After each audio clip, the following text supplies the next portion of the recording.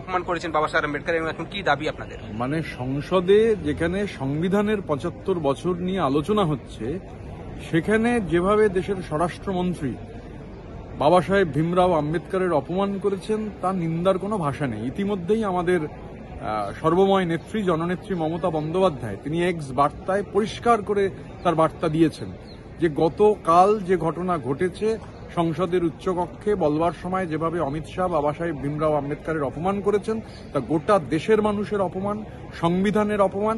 আর বিজেপির থেকে অবশ্য এর থেকে বেশি কিছু আশা করা যায়ও না। বিজেপি একটি মনুবাদী দল এবং এই মনুবাদী সংস্কৃতি তারা দলিত বিরোধী এবং যেভাবে কাল যে ভঙ্গিমায় এই অপমান করা হয়েছে এবং কখন যখন সংবিধানের আলোচনা চলছে, সংবিধানের পিতা শুধু তিনি আক্রান্ত কাল হননি, কাল যারা ওই ড্রাফটিং কমিটির সদস্য ছিলেন তারা আক্রান্ত হয়েছেন।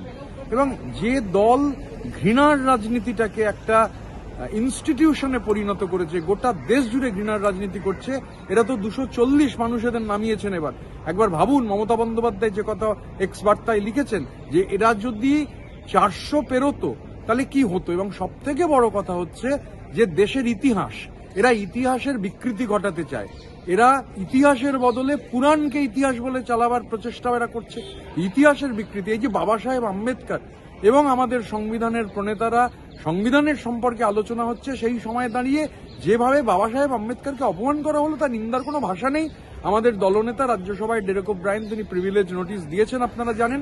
আমরা ওয়াকআউটও করেছি এবং সবথেকে বড় কথা যে ক্ষমা চাইতে হবে, দেশের স্বরাষ্ট্রমন্ত্রী অমিত শাহকে ক্ষমা চাইতে হবে যেভাবে বাবা সাহেব আম্বেদকরের উনি অপমান কাল করেছেন। এবং দেখুন, আমাদের দেশ কাল সংবিধান নিয়ে যখন চর্চা হলো, সংবিধানের ৭৫ বছর নিয়ে দুদিন ধরে, ইউনিটি ইন ডাইভার্সিটি, বৈচিত্র্যের মধ্যে ঐক্য, বিজেপি সমস্ত কিছুকে এই যে মনুবাদী মানসিকতা, আধিপত্যবাদী মানসিকতা, সমস্ত কিছুকে স্ট্রেট জ্যাকেট করে দেওয়ার মানসিকতা, বাবা সাহেব আম্বেদকরের অপমান গোটা দেশের সমস্ত মানুষের অপমান।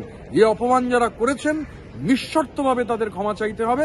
আমাদের সর্বময় নেত্রী জননেত্রী মমতা বন্দ্যোপাধ্যায় তৃণমূল কংগ্রেসের বার্তা মানুষের কাছে পরিষ্কার করেছেন। তার বার্তা থেকে এটা একেবারে পরিষ্কার যে এই বাবা সাহেব আম্বেদকরের অপমান কোনোভাবে মেনে নেওয়ার কোনো প্রশ্ন নেই। আমরা কেউ কোনোভাবেই অপমান মেনে নেব না।